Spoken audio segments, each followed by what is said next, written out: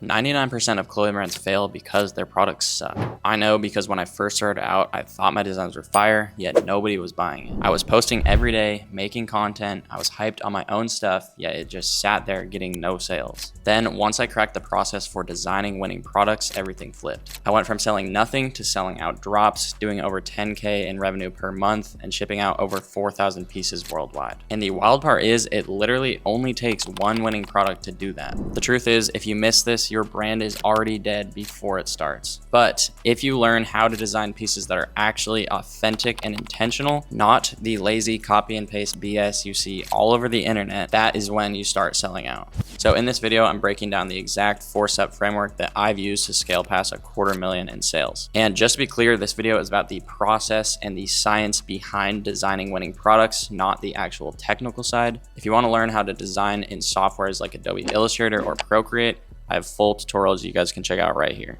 All right, now let's get started. All right, now first, what is a winning product in the first place? This term gets thrown around quite a bit, so let's actually define it. A winning product is something you cannot get anywhere else. It either creates its own lane, so it's something new and unseen, or it takes a familiar idea and makes it the best version of itself. So this type of product does not need aggressive marketing, it sells itself. It racks up engagement, gets people excited, and sells out fast. So here's an example for you guys, the Cheetah Cadet Cap I just released with my brand Omniworld. I released this a few weeks ago and it sold out in just 3 days off of one piece of content. Now here's why winning products are so important. It literally only takes one winning product to put your brand on the map. It can be the difference of you making $0 versus 100,000 this year. A viral product lowers ad spend, improves results, creates word of mouth, boosts customer satisfaction, boosts awareness, and people will literally promote it for free. People will literally market your product for free if it's that good. Everybody's heard the saying, don't chase, attract before. A bad product chases customers and a winning product attracts them. All right, now let's talk about what goes into winning products. So most products flop because they're either too boring, too safe, or missing a wow factor. What you need to realize is that winning products follow clear patterns. Number one, they are scroll stopping, so they literally make people stop scrolling.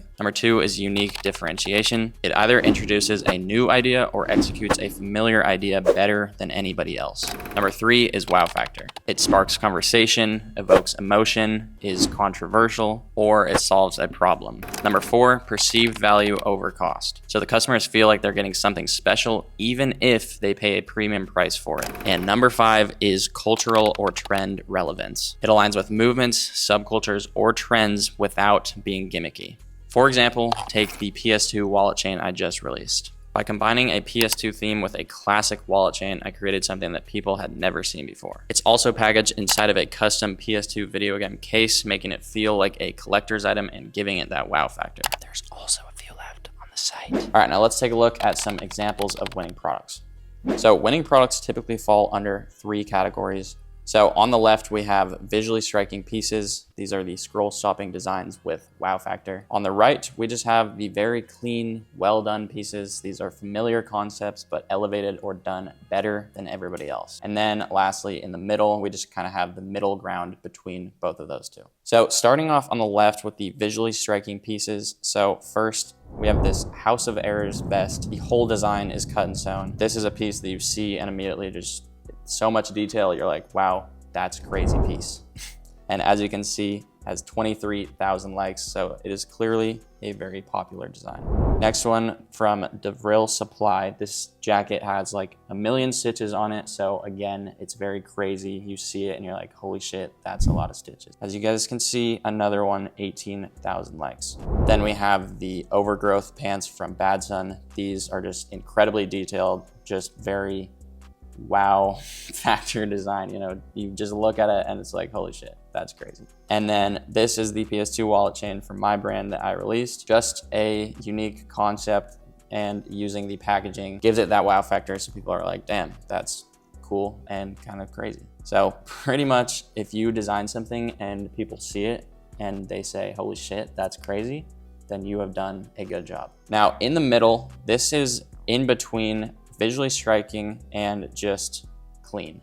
So another one from House of Errors. This is a soccer jersey, but is knit like a sweater. So this is a bit of both. It has that wow factor to it where it's a soccer jersey, but nope, it's actually made knit like a sweater. So it's a bit of a familiar concept, but it also has this wow factor in it. As you can see, this one has 45,000 likes, even crazier. Right here is the bunny zip up from my brand Omni. This is nothing crazy. It's a relatively simple design, but it has a couple of standout features and is just a familiar concept that was done better than most other hoodies on the market. And this was a very successful product that I've released. And last one here in the middle is this hoodie from Ditch. So this hoodie is very simple. It just has this unique face cover on the hood, and that is just a standout feature that makes this hoodie unique. It makes it so if you want this hoodie with the face mask on it, you have to buy it from them. There's nowhere else you're gonna buy a hoodie like this. Even though the hoodie itself is very simple, the rest of it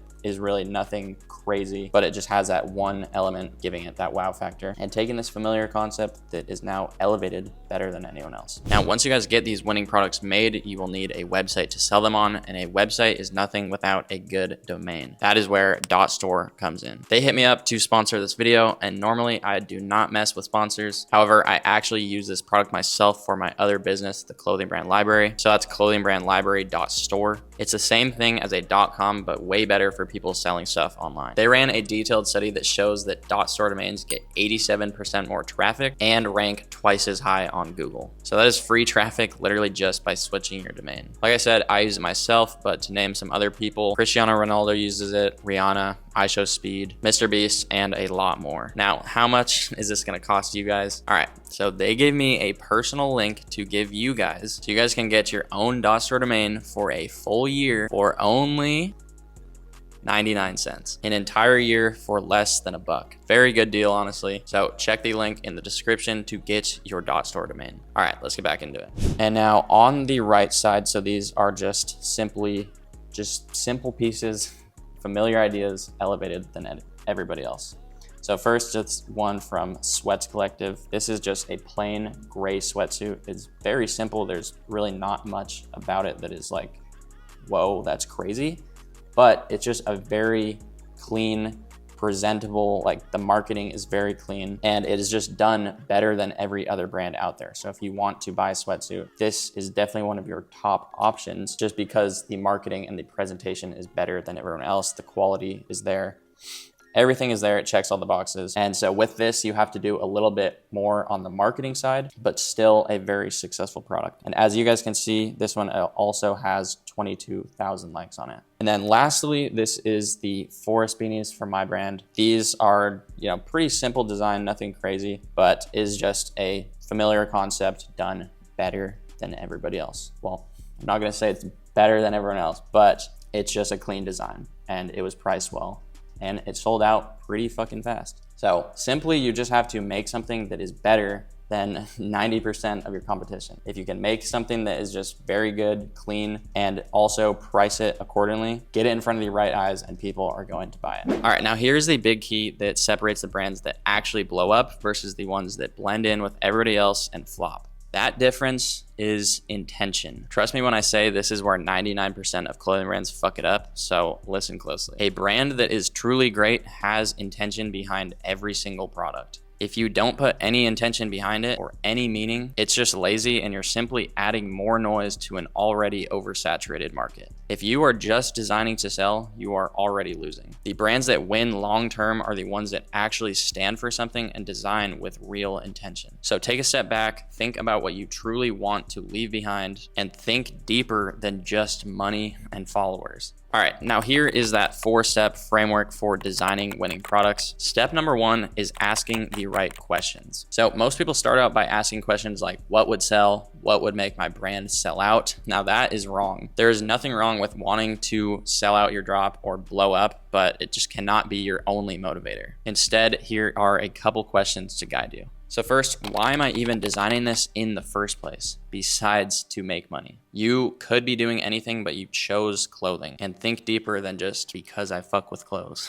Next, what's a product if I saw as a consumer I would instantly buy? And what made me want it so badly? Third, what is my unique angle? What makes me unique as a person? And how can I incorporate that into my designs? And fourth, where do I see a gap in the market? What's a product that the market needs but does not have yet? Now, step 2 is gathering inspiration. Before designing, take a deep dive into what's working right now. Not to copy, but to learn from what's selling. So first, look at the top brands in your space. What pieces are getting the most engagement? What pieces are consistently selling out? Then save 20 plus references of designs that really stand out to you and study what about them really makes them pop. Next, study how those brands separate themselves. Is it the fit of the clothes? Is it the material, the construction? Is it the quality? Maybe it's the marketing. And lastly, if you have customers already, look at your past sales, see what worked in the past, see what flopped, and see why it worked or flopped. Step 3 is refine, refine, refine. And this is arguably the most important step. The key difference between a complete flop and an instant sellout is how much you refine that design. I like to think about it like writing an essay in school. So first you think about your general idea or topic, then you write a rough draft. After that, you go and make edits to that draft. Once you've made edits, you get peer reviews. After peer reviews, you make more edits, and you might even go through 2 or 3 more rounds of peer edits and personal edits. And after all those edits, you submit it for the teacher review. The teacher sends it back with notes, and then you go through another round of edits. And after all of this, you submit your final copy, the best version possible. So think about designing your products the exact same way. One of the biggest mistakes that people make is stopping at good enough. And this has been one of my biggest mistakes in the past as well. So good enough to be submitted, good enough that it might sell, good enough that it might blow up, but then boom, it flops. You released a rough draft instead of a final version. So be patient, make those edits, get that feedback, and don't order samples until you are 100% confident that you've pushed this design to its absolute limits. And lastly, step 4 is my secret sauce, the S-tier test. So if you are a gamer, you're probably familiar with this ranking system here. If you are not a gamer, it is simply just a ranking system. It is like A through F, except S is like God tier. So I created my own custom chart to apply this to clothing designs. So here is the S tier test. So S tier is a viral product. It sells itself. It instantly sells out. You barely have to market it.